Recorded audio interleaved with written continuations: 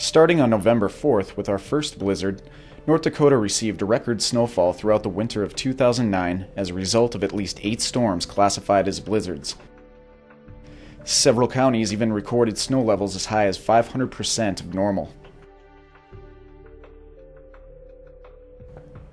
36 of 53 counties and 2 tribal jurisdictions declared snow emergencies.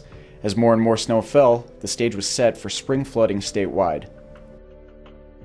The North Dakota Department of Emergency Services, along with FEMA, conducted Flood Awareness Week and blanketed the state with flood preparedness information, as well as information about the National Flood Insurance Program. Forecasts were made, plans developed, and resources were identified and located near areas likely to flood. The Operations and Planning section of DES coordinated pre-planning and pre-staging of assets and resources with other state and federal agencies, including the North Dakota National Guard, FEMA, the U.S. Army Corps of Engineers, and the National Weather Service, as well as local officials and emergency managers.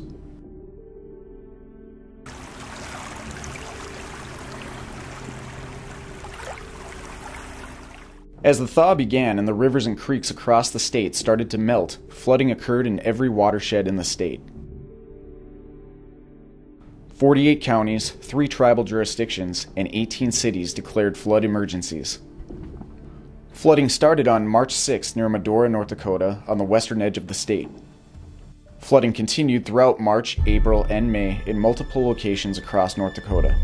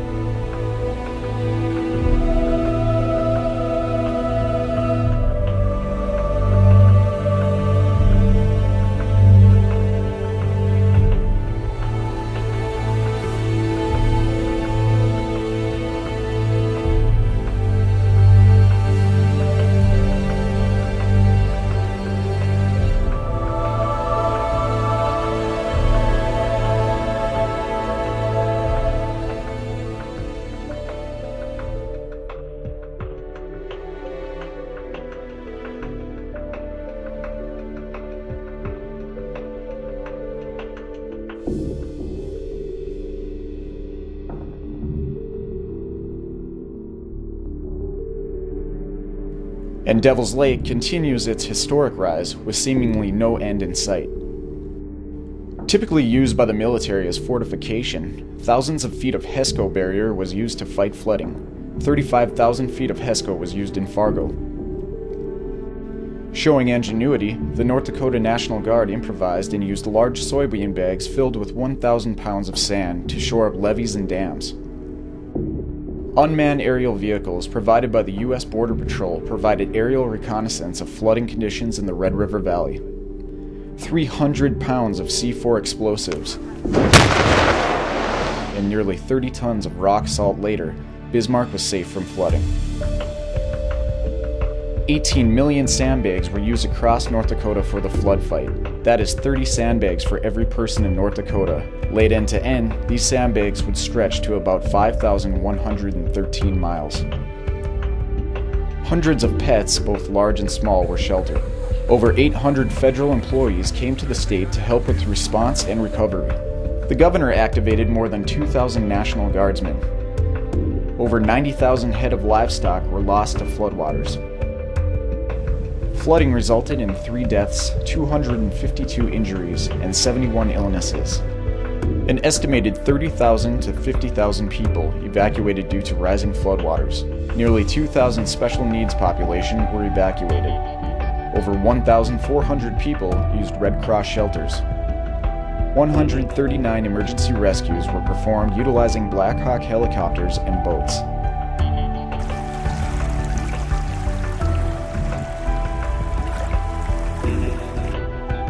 caused significant impact to infrastructure. Power outages, sewer system backups, and failures closed airports, breached dams, broken bridges, and impassable roads. The Federal Emergency Management Agency opened 20 disaster recovery centers across North Dakota to help residents impacted by flooding and severe weather. Communities are now identifying repair and mitigation projects and are on the road to recovery. State and FEMA personnel have crisscrossed the state, assisting local officials understand FEMA's grant programs.